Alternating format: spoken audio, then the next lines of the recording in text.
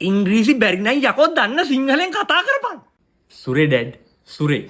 සුරේ නෙවෙයි ගස් බල්ලා ෂුවර්. අලෝ. මල මගුලයි. ඇන්කල් සුනිල්. ඇන්කල් නෙවෙයි අංකල්. සුනිල් අංකල් ඉස්සරහ නොදන්න ඉංග්‍රීසි කතා කරන්න කියලා මාව චොර කරොත් එම තෝකේ කලිසම ගලන ඔළුවේ. සිංහලෙන් කතා කරපන්. අලෝ. සානක පුතා.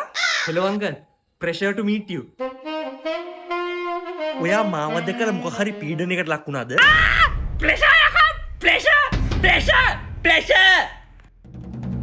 මෙහරේ. ඉංග්‍රීසි කතා කරොත් හොස්ස තල්නවා. කොමේ කොල්ලා හිටින මන් තාම ලොකු දුවක් දැක්කේ නෑනේ. කෝ අක්කා? She is having sex. Eggs යකෝ eggs. She is having eggs. She is having eggs. ලොකු කෙල්ල කාමරයට වෙලා එක්සර්සයිස් කරලා බිත්තර ටික තම්මන් කනවා අයියේ.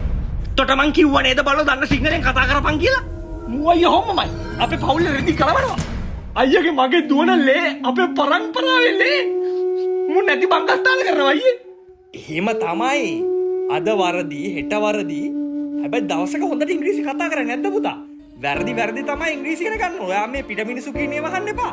ඔයා ශක්තිමත් වෙන්න ඕන මේ වෙලාවේ. Be storage, Dad. Be storage. Huh?